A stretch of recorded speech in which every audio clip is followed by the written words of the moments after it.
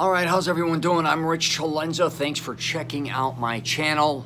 Usually when I do fitness videos, I'm inside the gym, but lately it's just been too loud. Plus the corona thing with the masks, it's been very aggravating. But what I want to get into today is recovery and how important it is to recover from your workouts, regardless what type of fitness you do.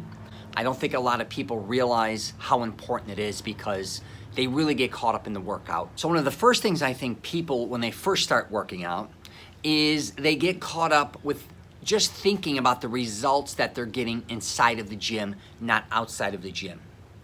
So a lot of times when you first start working out, and even if you're advanced or whatever the case may be, you're judging yourself by the improvements you're making inside the gym or whatever, again, you're doing fitness-wise. It could be your strength going up, right? Your speed.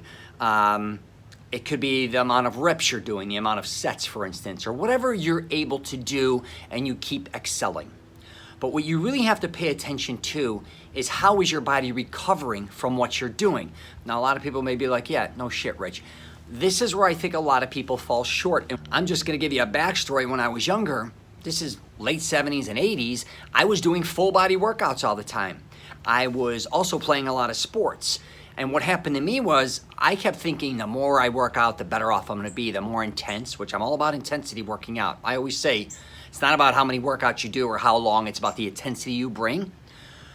But a lot of people overtrain, okay? And by overtraining, now basically your recovery is going to suffer. Not only is it gonna suffer, you're not gonna get the results you desire, you also may end up leading into injuries. Because I think what happens with a lot of people regarding soreness is they don't realize that, yeah, they may be sore after a lot of workouts thinking, man, I did a great job, I'm sore. But there's a fine line sometimes between being sore and then muscle fatigue, and then slowly but surely leads to an injury, okay?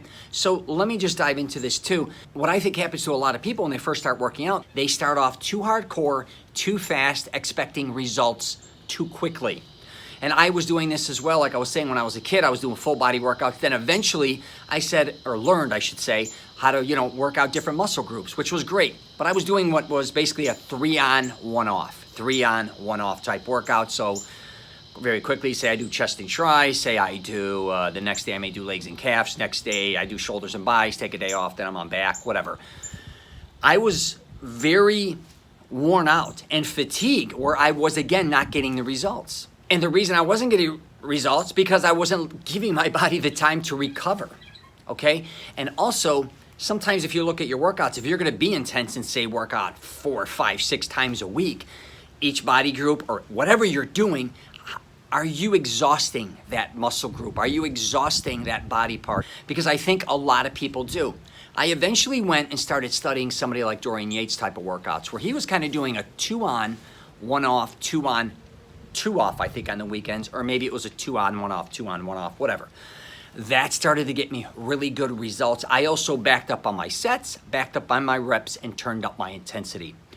Then I've also done workouts where it's an every other day situation. You may be in that where, you work out a certain muscle group or you're doing something fitness related, you take the day off to recover, then the next day, you go back. I don't mind those type of workouts, as long as they work for you. But I noticed a lot of times when people do an every other day type workout, they'll blow one off here and there, and before you know it, they're only working out a couple days a week, which is fine. But I'm gonna wrap it up with this. No matter what, when it comes to recovery, you again have to figure out specifically what works best for you. The way I recover is much different than you. Also, don't pay attention to how everybody else is recovering. I don't care if it's family members, friends, athletes, people you follow on Instagram, YouTube, or whatever. They may have been working out a long period of time. They know what works for them. Also, on their days off, they know how to recover. Like me, for instance, a lot of my days off, I still go swimming. I still do some form of exercise. I wasn't somebody who just would work out and then just collapse and sit on the couch or lay around all day. I would work out and I would also try to fit in a lot of other activities. That may be something you could, really consider. And here's the thing too, whatever you're doing to working out, you still want to have a life, okay? Especially if you like playing other sports or something. So say you're lifting weights and you're lifting a lot of weights and you keep finding yourself throughout the week absolutely fatigued. Say you like surfing hypothetically and you're doing legs and then when you can't surf every time you want to go surfing, or say you want to play tennis hypothetically, or say even at your workplace, you're working out so hard you can't get the job done, or you're fatigued, or you're afraid of getting injured. These are all things you really have to think about when working out. Working out is really only an hour and a half, 2 hours a day, right? Could be less, whatever the case may be. How much time are you away from there, and what are you doing to help yourself excel? It could be the food you're eating, the rest, and just different types of things, activities that, again, help you recover. So I just want to do a quick video on this. Please pay attention to your recovery. Don't get caught up on what everybody says or what everybody else is doing. You have to find out how you're going to recover specifically from what you're doing and the life you're leading. I am going to leave it at that. I'm going to do another video actually right after this called Overtraining. I got a podcast, The Rich CELENZA Show, Mastering Self-Confidence. I try helping men master their confidence in any way I can. I'm also on LinkedIn, Twitter, Facebook, and Instagram. And if you get a chance, subscribe. All right? Take care, and I wish you nothing but the best.